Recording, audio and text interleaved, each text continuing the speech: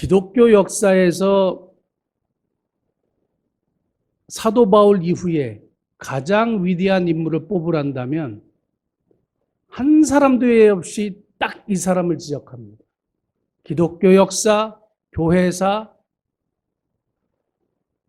통틀어 가지고 가장 위대한 인물이 누구냐 하고 이야기했을 때 성 어거스틴을 뽑습니다. 기독교 신학은 성 어거스틴을 제외하고 말할 수가 없고 교회사도 성 어거스틴을 제외하고 말할 수 없을 정도로 이분의 업적은 어마어마합니다. 그런데 성 어거스틴은 AD 354년에 북부 아프리카에서 출생했습니다. 그래서 성 어거스틴을 보통 흑인으로 봅니다. 처음 들으셨죠? 흑인인지 백인인지 뭐 정확하게 얘기는 하지 않지만 보통 흑인으로 보는 견해가 더 강합니다. 북부 아프리카의 타가스테라는 작은 마을에서 출생했고 아버지는 이교도였고 어머니는 크리스찬이었고 그리고 그렇게 우리가 소위 말하는 흑수저로 출생을 했습니다. 그런데 이분이 굉장히 뛰어난 머리, 총명한 머리를 가지고 있었습니다. 그래서 부모님들이 어떻게 하면 이 아이를 잘 교육할 것인가. 그래서 카르타고로 나중에 유학을 보내게 되고 어거스틴이 공부를 했지만 어거스틴이 젊은 시절에 굉장히 방탕한 생활을 합니다. 그리고 아프리카 여인과 동거 생활을 하고 사생활을 낳게 되고 또 20대에는 마니교라는 당시에 기독교를 대적하는 이단에 속해가지고 거기에 또 심취해서 빠져가지고 정신을 차리지 못했어요. 그리고 나서 384년에 밀라노라는 곳으로 가게 됩니다. 384년에 밀라노라는 곳으로 가게 되는데 거기를 간 이유는 이제 출세의 길이 딱 열리는 것 같았어요. 당시에 로마의 장군 시마쿠스라는 사람이 뭐 이러면 다 기억하실 수도 없거니와 기억하시지 않아도 됩니다. 그냥 스토리만 쭉 이어서 이해하시면 되는데 로마의 장군이었던 시마쿠스라는 사람이 원래 마니교 추종자예요. 그러니까 마니교에서 이제 황제를 가르치는 그 학교에 수사학 교수가 필요한 거예요. 근데 보니까 어거스틴이라는 뛰어난 인물을 봤거든요. 그리고 마니교 출신이고 이 친구를 추천해야 되겠다 하고 어거스틴을 수사학 교수로 추천을 합니다. 그래서 어거스틴이 이제 출세의 길이 막 열릴 거라고 생각을 했는데 어거스틴을 이야기할 때 절대 빼놓을 수 없는 인물이 한 사람이 있어요. 누구냐 하면 어머니 모니카라는 여인입니다. 교회 역사에나 세계사 속에서 변함없이 등장하는 이 모니카라는 여인이 어거스틴이 방탕할 때나 어거스틴이 출세를 위해서 밀라노로 갈 때나 따라다니면서 뭘 했느냐? 눈물로 기도했어요. 아들이 주님 앞에 돌아오기를. 그것은 세계사가 증명하고 교회사가 증명합니다. 그래서 어거스틴의 회심을 딱 보면 뭘 얘기를 하느냐 하면 어머니 모니카의 눈물의 기도가 있었다. 이거는 어느 누구도 부인할 수 없는 일이에요. 그래서 그렇게 자식을 위해서 기도하고 애를 썼습니다. 출세를 위해서 밀라노로 왔을 때에 당시에 밀라노의 주교, 감독이 누구였냐면 유명한 암브로시오스라는 사람이야. 암브로시오스. 교회사나 세계사에 조금 관심이 있는 분들은 어디서 들어본 것 같은데 할 수 있어요. 암브로시오스는 대단한 달변가입니다. 뛰어난 사람이에요. 그래서 이제 모니카가 이 암브로시오스에게 찾아가서 우리 아들이 여차여차해서 이 밀라노에 왔고 여차여차해서 이렇게 됐는데 우리 아들 한 번만 만나주시고 좀 한 번만 도와주시면 안 되겠냐고 상담을 요청하고 도움을 요청하고 했어요. 처음에 암브로시우스가 아들을 위해서 기도하라고 하고 그냥 돌려보냈는데 그 다음에 또 찾아가가지고 우리 아들을 좀 한 번만 만나주시고 도와주시고 이렇게 사정을 했을 때 암브로시우스가 뭐라고 얘기했냐면 아주 유명한 말을 남깁니다. 안심하십시오. 그런 눈물의 아들은 결코 멸망하는 일이 없습니다. 결코 멸망하는 일이 없습니다. 이거는 아들이 눈물을 흘렸다는 얘기가 아니라 어머니가 아들을 위해서 흘리는 눈물, 그 기도 결코 망하지 않는다는 이야기를 하는 겁니다. 결국에 이 어머니의 눈물의 기도로 어거스틴이 주님 앞에 돌아오고 기독교 역사의 가장 뛰어난 인물 중에 한 사람이 됩니다. 오늘 제가 여러분들에게 이 어거스틴을 소개하면서 또 하나의 인물을 소개하려고 하는데, 오늘 우리가 읽었던 성경 본문의 사무엘이라는 인물입니다. 이스라엘의 암흑기를 사사시대라고 이야기하고, 이 사사시대와 이스라엘에 드디어 왕이 생기는 왕정시대가 등장하는 그 과도기적인 그 시대에 사무엘이라는 사람이 태어납니다. 그 이야기가 오늘 본문인데, 사사시대와 왕정시대를 잇는 교량 역할을 하는 위대한 인물, 역사적인 인물, 어마어마한 인물입니다. 사무엘이. 그런데 이 사무엘이 어떻게 태어났느냐? 한나의 눈물의 기도로 사무엘이 태어납니다. 그래서 저는 오늘 이 사무엘의 이야기를 쭉 묵상하면서 우리 부모님들이 이 어린이 주일에 꼭 기억해야 할 것. 이미 자녀들이 장성하고 시집가고 장가가고 손주도 보신 분들도 계시지만 여전히 동일하게 적용되는 것이 있어요. 그래서 그것을 좀 말씀드리려고 하는 겁니다. 우리 부모님이 꼭 기억해야 할 것, 첫 번째 뭐냐? 조금 전에 말씀드렸듯이 눈물의 자녀는 결코 망하지 않는다는 사실이요. 눈물의 기도는 결코 자녀를 망하지 않게 한다는 겁니다. 한번 따라해 볼까요? 눈물의 자녀는 결코 망하지 않는다. 당연한 얘기죠. 당연한 얘기고 우리가 너무 익숙하고 너무 진부한 얘기 같고 하지만 이것이 너무너무 중요한 겁니다. 우리 한나의 이야기를 쭉 보면 한나의 남편 엘가나는 아내가 둘이 있었습니다. 한나와 브닌나라는 아내가 둘이 있었는데 당시에 이스라엘 여자들에게 아이를 갖지 못하는 것은 평생의 수치로 여겼습니다. 시대의 문화에서 아이를 갖지 못하는 것은 여인으로서 더 이상 가치가 없는 존재로 여길 만큼 또 하나님의 저주를 받은 것처럼 그렇게 좋지 못한 그런 시대의 풍조 속에서 이 한나가 있었는데 아이를 갖지 못하고 또 브닌나라는 그 엘가나의 다른 아내가 한나를 계속 격동하고 막 핀잔을 주고 막 마음을 상하게 하는 이런 일들을 하게 될 때에 이제 한나가 하나님의 전에 와서 기도하는 내용이 오늘 본문이에요.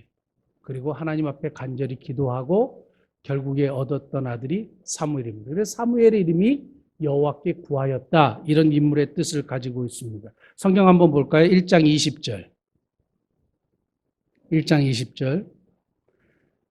한나가 임신하고 때가 이르매 아들을 낳아 사무엘이라 이름하였으니 같이 봅니다. 이는 내가 여호와께 그를 구하였다 함이더라. 사무엘이라는 이름의 뜻은 여호와께 구했다 이런 뜻입니다. 그래서 여호와께 구해서 받았습니다. 부모가 결코 쉬지 말아야 할 것, 자녀를 위해서 기도하는 것. 결국 기도로 낳은 이 사무엘은 기도하는 아들이 됩니다.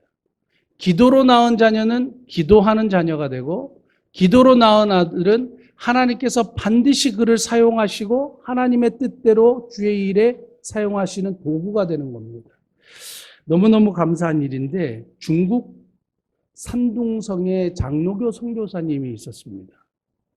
1800년대 후반에 중국 산둥성에 장로교 선교사로 파송돼 나가서 거기서 아들을 낳습니다. 아들을 낳는데 아들이 이제 대학을 가야 되니까 다시 미국으로 아들이 혼자 건너와요.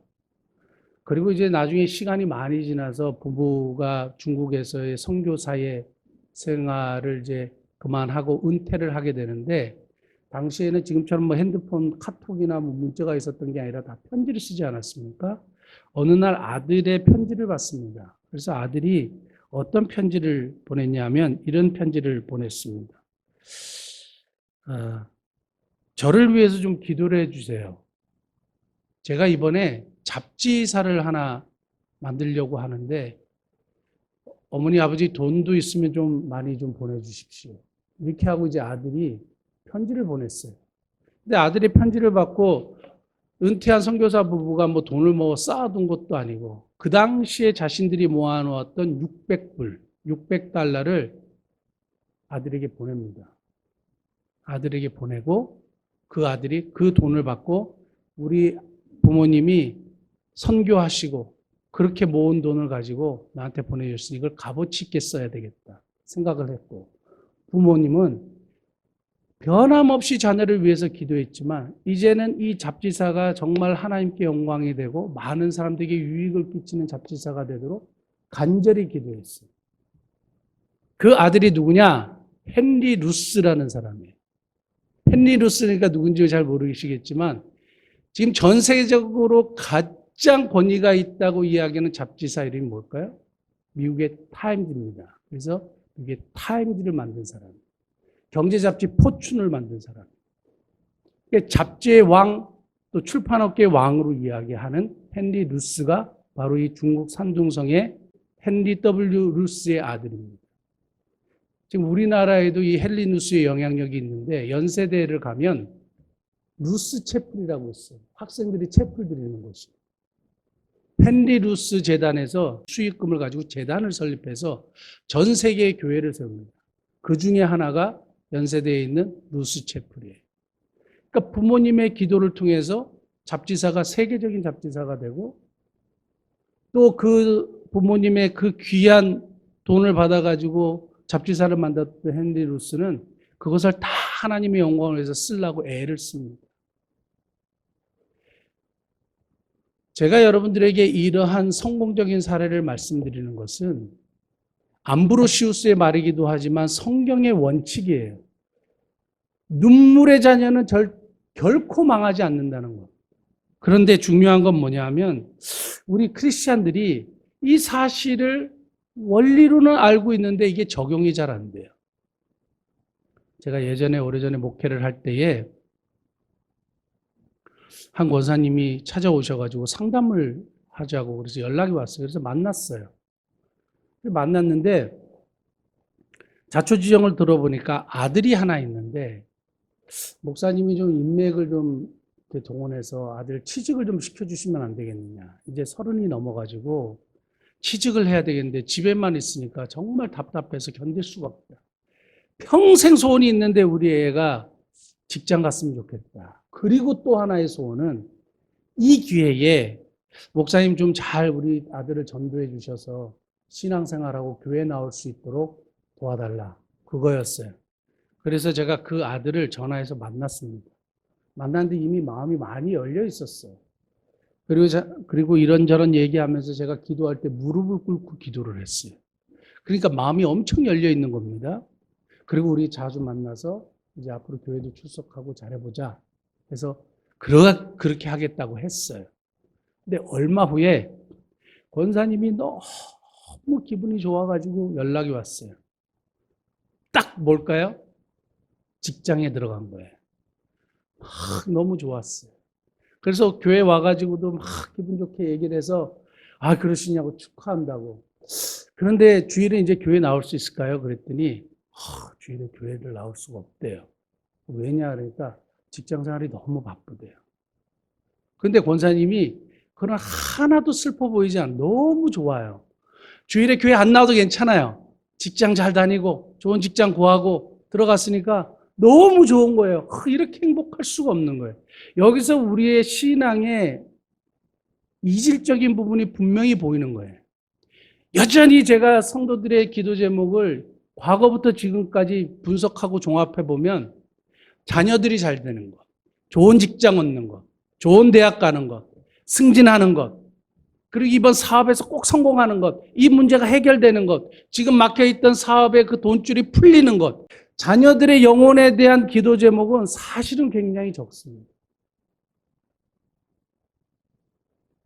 모니카가 그렇게 했고 한나도 그렇게 했고 헨리 루스의 부모도 그랬고 모든 기도로 성공시킨 자녀들의 부모의 공통점은 뭐냐?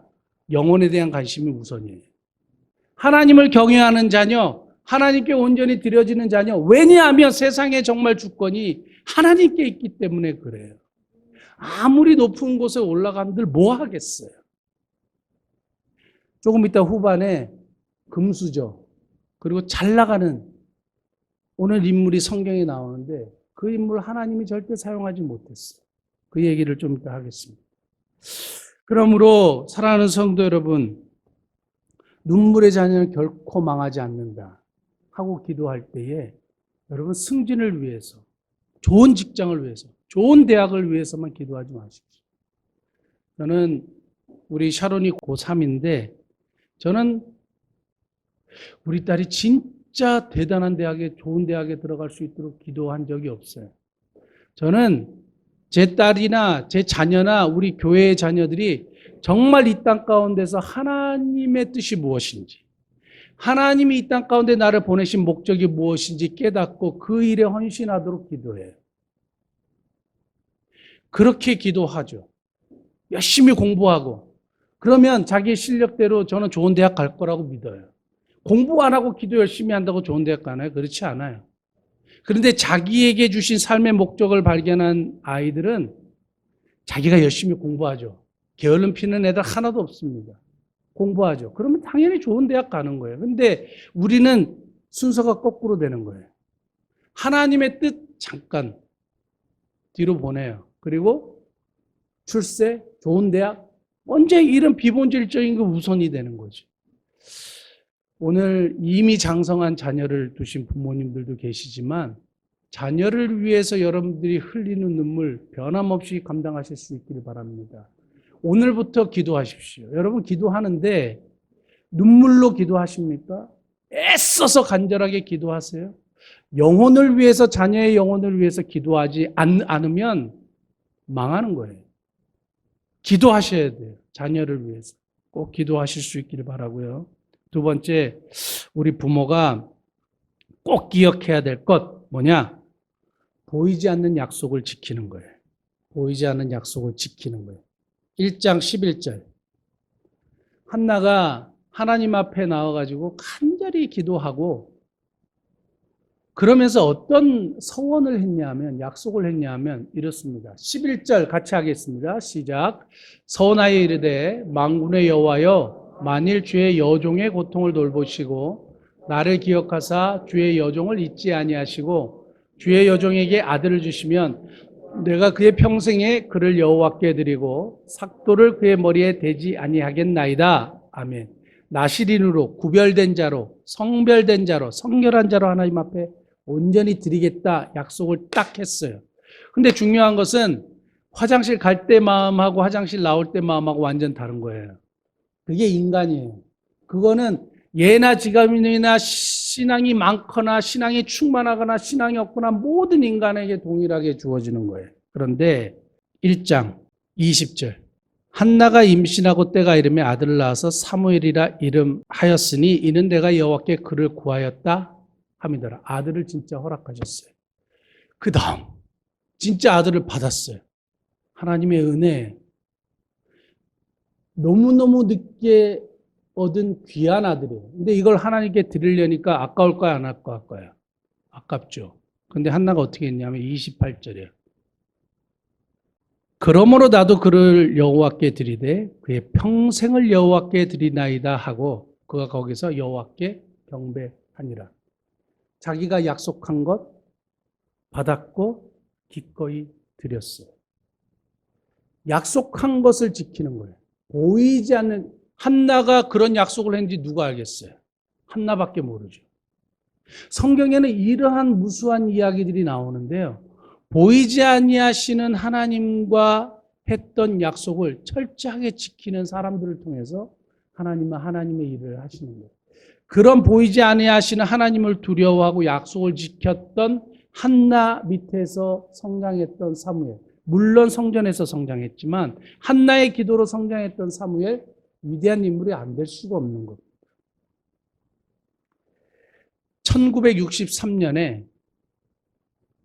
1963년 5월 1일에 우리나라에서 창업된 한 회사가 있습니다. 송상석 사장님이 창업한 회사인데 무슨 박람회를 갔다가 일본 사람들이 이렇게 탁자에 앉아갖고 뭘 하는 것을 보고 아이디어를 얻어가지고 창업을 하기 시작했어요. 근데 회사가 굉장히 어려움에 처한 겁니다. 그래가지고 이분이 크리스찬이라 할 수 있는 게 별로 없으니까 기도원에 들어갔어요. 기도원에 들어가가지고 간절히 하나님 앞에 도와달라고 기도를 할 때에 마음속에서 자기가 잘못했던 거 세 가지가 떠오르더래요. 첫째는 자기가 크리스찬이지만 사업에 바쁘다는 핑계로 주일 성수하지 않냐고 주일 땡땡이 친 거예요. 그래서 이제는 제가 하나님 주일 성수 제대로 하겠습니다. 약속했어요.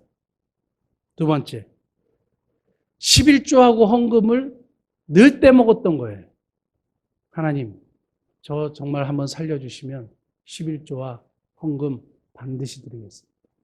세 번째, 크리스찬임에도 불구하고 기도 생활을 너무 안 한 거예요.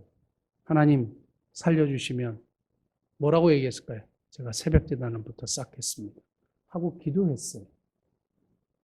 그리고 나서 성경을 읽는 중에 요한복음 21장을 딱 보는데 요한복음 21장에 예수님이 부활하시고 난 다음에 제자들이 갈릴리 바다에 가서 고기를 잡았습니다.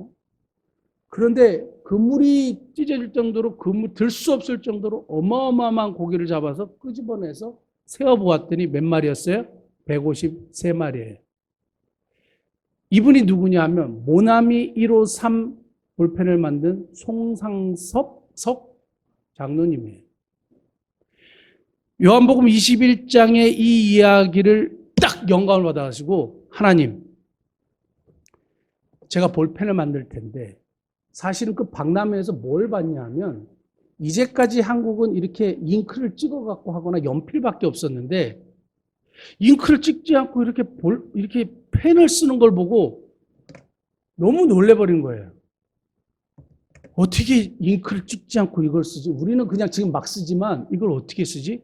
저 사업을 하면 대박이 나겠다고 생각하고 그 사업에 뛰어들었는데 어려움을 겪게 된 거죠. 그래서 그 어려움 겪는 중에 기도하고 하나님께 회개하고 서운한 다음에 요한복음 21장에 그 물고기 153마리의 그 영감을 팍 받고 하나님, 전 세계의 인구가 이 볼펜을 쓸 수 있도록 도와달라고. 이렇게 하나님 도와달라고. 그래서 이렇게 기도했어요. 지금 50억 개 이상 팔렸어요. 우리 모나미 153 볼펜 없는 사람이 없지 않습니까? 거의. 그리고 나서 약속을 지켰을까요? 안 지켰을까요? 지금도 모나미 153이 나와요. 153이 나오는데 업그레이드 돼가지고 나와요. 약속을 지켰을까요? 안 지켰을까요? 저는 약속을 안 지켰으면 뒤에 스토리가 없을 거라고 생각해요. 그래서 송상석 장로님이 나오셔가지고 약속을 지켰죠. 그리고 주일 성수하고 어떠한 일이 있어도 새벽제단 쌓고 그리고 하나님의 것 떼먹지 않고 그리고 그렇게 신앙생활을 한 거예요. 약속을 지키면 그런 것을 본 자녀가 그 아들이 기업을 물려받았거든요. 그런 것을 본 자녀가 어떻게 할 것 같으세요? 그런 삶을 본 자녀들. 그 독일의 남부 도시에 가면 오버라무 가우라는 작은 마을이 있어요. 인구가 한 5천 명 정도 돼요. 1600년대에 유럽에 패스트 흑사병이 완전히 퍼졌을 때, 전염병이 퍼졌을 때에 이 오버라무 가우라는 작은 마을에도 흑사병이 들어왔어요. 그래서 사람들이 죽기 시작했어요. 전염이 되기 시작했어요. 그래서 이 마을 사람들이 뭘 했느냐? 예배당에 모였어요. 그래서 하나님 앞에 간절히 기도했어요. 그리고 나서 소원을 한 가지 했어요. 뭘 소원했느냐? 하나님, 이 흑사병 물러가게 해주시고 우리 살려주시면 우리가 매 10년마다 한 번씩 예수님의 순환 그리고 고난, 그 십자가 지심 그리고 부활 이것을 영국으로 만들어 가지고 하나님 앞에 온전히 바치겠습니다. 온 마을 사람들. 그런데 놀라운 사실이 뭐냐면 그 기도 이후에 그 다음 날부터 흑사병이 진전이 되지 않는 거예요. 한 사람도 흑사병으로 죽는 사람이 없는 일이 발생해요. 지금도 400년이 지난 지금이요. 400년 가까운 지금도 지금 그 플레이가 계속됩니다. 패션 플레이라 그래가지고요. 오버라머 가우에 마을 사람 5천 명 이상이 참여하는 전 마을 주민이 참여하는 패션 플레이가 지금도 이어지고 있어요. 그리고 전 세계에서 그걸 보러 가는 거예요. 그래서 우리 교인들하고 이걸 보러 갔으면 좋겠다. 400년 동안 약속을 지키는 거죠. 그 약속을 지키는데 아이들이 이걸 왜 해? 물어볼 거 아니에요. 그럼 부모님이 뭐라고 얘기하겠어요? 우리 과거에 흑사병에 걸렸을 때에 우리 선조들이 하나님 앞에 기도했는데 하나님께서 들어주셔서 우리가 그 약속을 이런 약속을 했어. 그래서 이 약속을 우리가 지키고 있는 거야. 그 자녀들이 성장해서 또 자녀들에게 뭘 얘기하겠어? 하나님께 약속을 했는데 하나님이 우리를 살려주셔서 이렇게 했어. 그런 약속을 지키는 가정과 가문과 마을과 사람들 사이에서 자녀들이 어떻게 성장할 것 같으세요? 사랑하는 성도 여러분, 저는 저와 여러분들이 보이지 아니하시는 하나님께 드린 약속이 있다면 반드시 지켜야 된다고 믿습니다.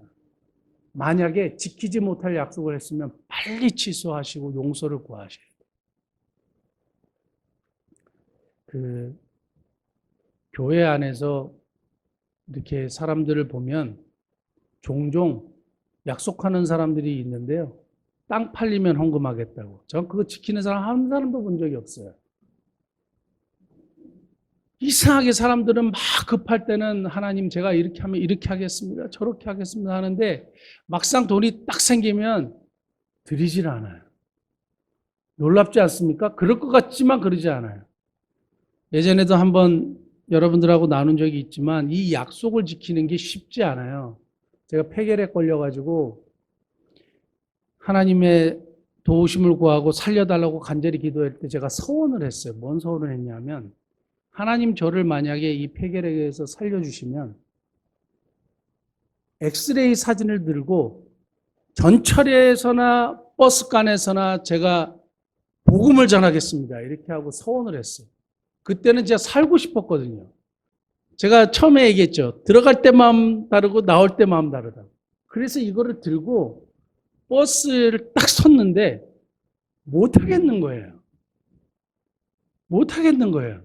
이게 얼굴이 막 뜨겁고 그래 이 엑스레이 사진을 들고 그래서 어떻게 했냐면 하려 그러다 도저히 용기가 안 나가지고 옆에 좌석으로 딱 갔어요. 가장 만만해 보이는 사람에게 딱 가가지고 저기 약속은 지켜야 되잖아요. 저기 어디까지 가세요? 예전에는 지금 같으면 막 이상한 사람이라고 막 신고하고 그러겠지만 그때는 이게 잘 받아줬어요. 그래서 어디까지 가세요? 어디까지 갑니다. 그래서 제가 사실은요 이게 엑스레이인데요. 제가 말씀을 드리는 이유는요. 제가 이러이러한 약속을 했는데 하나님 진짜 저를 고쳐주셔가지고 그 약속을 지키는데 서서 말하기는 너무 도저히 용기가 안 나서 못하겠고 그래서 얘기하는데 좀 들어주실래요? 그러니까 들어준 거예요. 그래서 제가 복음을 전했어요. 근데 참 감사한 것은 이상하게 옆에 있는 사람들이 항상 마음이 열려 있어요. 그래서 다 들어줬어요. 그런 일이 있었냐. 정말 하나님이 살아계신다. 놀라운 일이죠. 감사하게 약속을 그렇게라도 지켜 하나님 이걸로 좀 봐달라고 제가 간절히 기도하고 마무리했는데 사랑하는 성도 여러분 어찌됐든 간에 하나님께 약속드린 것 서원한 것 반드시 지킬 수 있는 은혜가 있기를 예수님을 축복합니다. 마지막 세 번째는 그 많은 것 해야 돼요. 그 많은 것 이게 무슨 말이냐? 이 당시 본문의 배경의 당시의 이스라엘의 최고 지도자는 누구였느냐? 영적 지도자, 정치적인 지도자는 엘리 대제사장이에요. 엘리 대제사장의 아들 홈리와 비느하스가 있어요. 그러니까 이 친구들은 금수저 출신이에요. 일단 시작 포인트가 사무엘하고 다른 계급이에요. 이미 제사장이 됐어요. 그런데 이 홈리하고 비느하스가 하나님의 말씀대로 제사를 드리거나 하지 않고 사람들이 재물을 가지고 오면 자기들이 취했어요. 그리고 하지 말아야 할 성전에서 성폭행을 했어요. 오늘날로 따지면. 나쁜 짓을 했어요. 근데 엘리 대제사장이 그 얘기를 들었어요. 그 얘기를 들었는데 어떻게 했느냐. 2장 22절. 엘리가 매우 늙었더니 그의 아들들이 온 이스라엘에게 행한 모든 일과 회막문에서 수종되는 여인들과 동침하였음을 듣고 그들에게 이르되 너희가 어찌하여 이런 일을 하느냐? 내가 너희의 악행을 이 모든 백성에게 듣노라. 내 아들들아 그리하지 말라. 내게 들리는 소문이 좋지 아니하니라. 너희가 여호와의 백성으로 범죄하게 하는도다. 이렇게 얘기했어요. 좋은 말로 타일렀어요. 그런데 결국 어떤 일이 벌어졌느냐? 3장 13절. 하나님이 엘리 제사장의 가문을 심판하시고 저주하셨어요. 그리고 13절에 이렇게 얘기합니다. 같이 한번 읽겠습니다. 내가 그의 집을 영원토록 심판하겠다고 그에게 말한 것은 그가 아는 죄악 때문이니 이는 그가 자기의 아들들이 저주를 자청하되 금하지 아니하였음이니라. 아멘. 본문 말씀 보면 저주를 자청했지만 금하지 않았어요. 금하지 않았어요. 그냥 하지 마. 그러면 안 돼. 좋은 말로 타일렀어요. 좋은 말로 얘기할 때가 있고 아닐 때가 있는 거예요. 그게 아무데나 적용되는 게 아니에요. 오늘 엘리 가문은 더 이상 하나님께 쓰임받지 못하는 가문이 됩니다. 금수저고 이스라엘의 지도층이고 사람들에게 존경받는 위치에 있었음에도 불구하고 하나님이 그들을 사용하시지 않아요. 그리고 그들의 생명을 거둬가셨어요. 출세하면 뭐 하겠어요? 좋은 집에 태어나면 뭐 하겠어요? 사람들이 그렇게 바라는 위치에 있으면 뭐 하겠어요? 하나님이 사용하지 않는 거예요. 필요 없다고 얘기하는 거예요. 왜냐하면 그 부모가 금하지 않았기 때문에. 그래, 그러면 안 돼. 그럼 큰일 나지. 이렇게만 얘기하고 마는 거예요. 오늘 본문 말씀 보면 여기 금하지 아니하였다 이 말이 키하라는 단어로 유일하게 성경에 딱 한 단어 등장하는데 여기에요. 그러니까 엘리처럼 대단하고 지도자였고 훌륭한 위치에 있었던 사람임에도 불구하고 자기 자녀에 대해서는 너무 관대했어요. 그런데 이것은 성경이 사랑이 아니라고 이야기합니다. 자, 그런데 제가 이 얘기를 하면서 성경 한 군데를 찾아봤습니다. 2장 12절 같이 한번 읽겠습니다. 엘리의 아들들은 행실이 나빠 여호와를 알지 못하더라. 이게 비극인데 뭘 몰랐다고요? 여호와를 몰랐어요. 좋은 직업을 가졌고 사람들이 존경할 만하고 사람들이 오르고 싶은 위치에 있었지만 여호와를 몰랐는데 성경은 뭐라고 평가하냐 하면 행실이 나빠. 옛날 성경에는 불량자. 이거 히브리 성경은 벨리알 이런 말이에요. 벨리알이라는 단어는 worthlessness. 무슨 말이냐면 가치가 없는. 하나님이 볼 때 가치가 없어요. 무가치예요. 엘리의 아들들은 벨리알이다. 정말 가치가 없는 존재들이에요. 가치가 없으니까 사용할 수 없죠. 왜요? 여호와를 알지 못하니까. 그러니까 성전에서 성폭행하고 별짓을 다 하고 그게 그 권력이나 그 힘이나 그 재물이 오래 갈 줄 알았죠. 그런데 하나님이 데려가시는 거예요. 사랑하는 성도 여러분, 우리 자녀를 향해서 우리가 꼭 해야 될 것, 금하는 것, 꼭 기억하실 수 있기를 바랍니다. 자, 우리 잠언 한 구절 찾아보고 말씀 마치겠는데요. 잠언 29장 15절 볼까요? 잠언 29장 15절. 같이 읽겠습니다. 채찍과 꾸지람이 지혜를 주거늘 임의로 행하게 버려둔 자식은 어미를 욕되게 하느니라. 채찍과 꾸지람이 반드시 필요하다 그랬는데 꾸지람뿐만 아니라 채찍이에요. 강한 견책이에요. 그 다음 29장 17절. 내 자식을 징계하라. 그리하면 그가 너를 평안하게 하겠고 또 내 마음에 기쁨을 주리라. 분명히 성경은 우리에게 얘기해요. 금하라고요. 강력하게 견책하라고요. 좋은 말로 타이르면 안 돼요. 그래서 저희 가정에는 강력한 견책이 있습니다. 제가 뭐 늘 잘하고 뭐 훌륭하다는 얘기가 아니라 강력하게 견책합니다. 제가 볼 때 기준에 넘어섰다 그러면 절대 그냥 넘어가지 않습니다. 그럼 반드시 해야 돼요. 부모로서 해야 돼요. 그냥 좋게 타이르고 넘어가면 어떻게 될 것 같으세요? 벨리알이 되는 거예요. 여호와를 알지 못해. 지금 어린 자녀를 둔 부모님들은 더 귀담아 들으시고 이미 장성한 자녀들도 이제 뭐 내 손을 떠났는데 뭐 기도하십시오. 눈물로 기도하시고 그 자녀를 위해서 애써서 기도하셔서 하나님께 가치 있는 존재로 만드시는 저와 여러분 되시기 예수님 축복합니다. 기도하시겠습니다.